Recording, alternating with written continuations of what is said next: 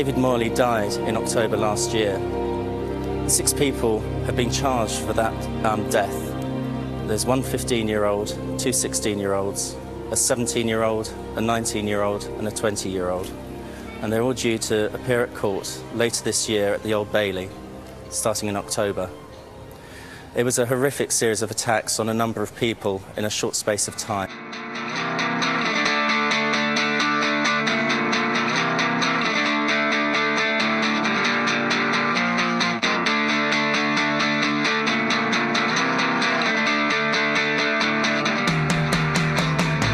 I'm a gay man, I'm a homosexual, whatever you want to call it, but I'm more than that. My name's Liam, do you know what I mean? I have a heart, I have a soul, I have a place in this earth, and they're not going to take it away from me just by calling me a batty man or a chichi man. Chichi man is a Jamaican term for meaning gay boy, but its actual literal meaning is cockroach.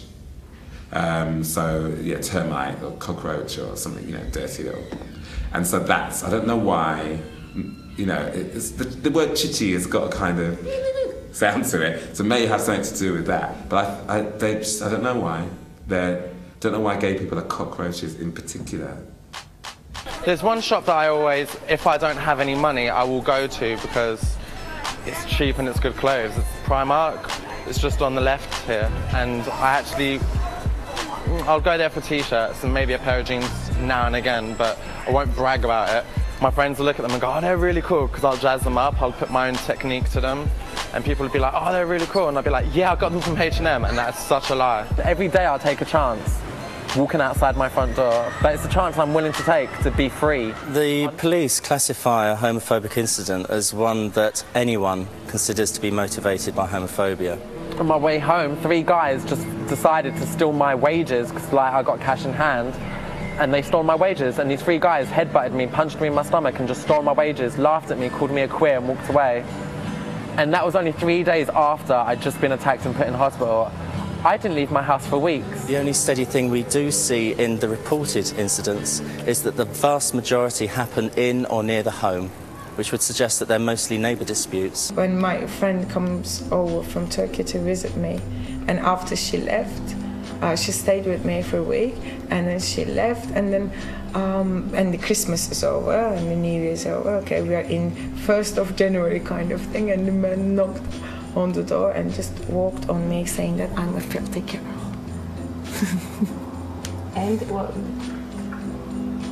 And just wanted me to leave. Here she comes. You better watch your step.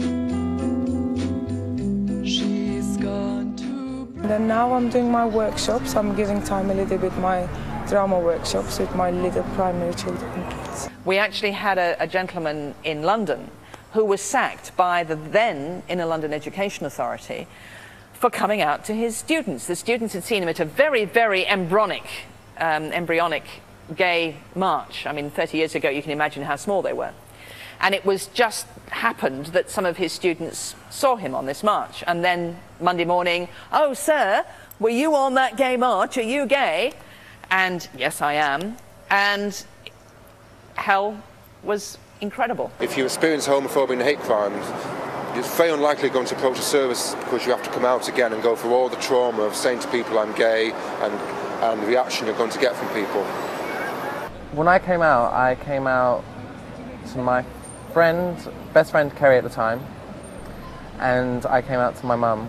I told her when she was cooking dinner, I can't remember what she was cooking, I think it was chili, and I told her, I've gone, do you know how I like Leonardo DiCaprio and I've got him pinned up all over my wall, and Ronan Keaton and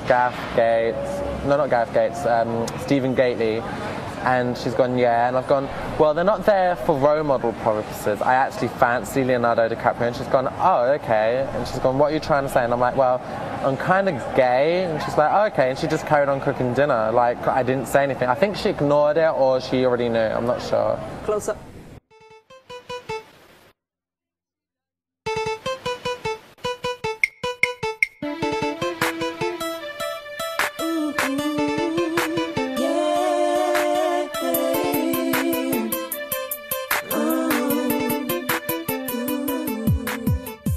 Coming out for me was not fun, because I had a very Catholic family.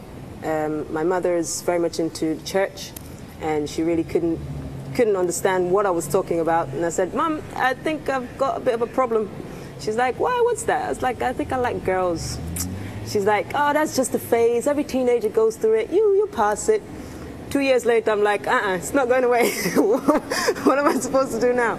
So I told my sister about it, and I fell in love with one of my teachers at school. Didn't do anything, because obviously it was a Catholic school and it was full of nuns, and all the teachers were nuns. So I was heading downhill. But after starting to realize that, yeah, it's not really a bad thing, I was introduced to a police officer who was actually a lesbian, and she was the one that turned and said to me, "It's not bad being the way you are." And I'm like, "What are you talking about?" Because we didn't have no conversation about it. And she's like, "Oh, liking women is not bad." It's like, "How the hell do you know?" She's like, "I could see it in your eyes." I'm anticipating for moments, debating the way that I'm feeling. From the sounds of love's mating, no rush, no false pretending. Bodies communicating when we touch, there's no denying. You drive me crazy the way that you. I just had sex with boys and girls, and I think they never talked. Like, we never talked about whether it's a problem or not, but it's like whom I was with. Okay, today I'm with this person, and it's just the person itself. So they can just sit down and talk with. There is no like why this is a girl or this is a boy, which was, I think, my luck. In a way, it's funny, especially with my mom, I would say. My father more like asking like how many boys have you shagged kind of thing, which was a little bit weird extremity, as well as being a Turkish father. But he doesn't want to like he didn't want to too much hear about the girls. It was like, yeah, all right, come on, let's pass this subject kind of thing. You give me butterflies, butterflies. You give me butterflies, butterflies. You give me butterflies. I kind of already knew that I had those feelings, but I ignored them for such a long time because of the way I grew up, the background, being African, and and stuff like that. It's not something that it's very much taboo. In fact, you cannot be gay. I came out at the age of 17 in 1969 in a very, very different atmosphere from today. In my hometown of Melbourne, Australia, homosexuality was totally illegal and punishable by a maximum sentence of life imprisonment. You could also be forced by the courts to undergo compulsory psychiatric treatment, which involved things like being given electric shock therapy to supposedly cure one's homosexuality. The irony was I was studying at A-level Virginia Woolf, and nobody told me that Virginia Woolf was bisexual. I mean, it's outrageous. My life would have been very different, I suspect, if I'd actually known that. I went to drama college in the 60s in London, and the two lesbians had just been thrown out. And there was I in this college, and I was the only out lesbian and gay person in the 60s in London in a drama college. And I did try to think, what's going on here? Where is everybody?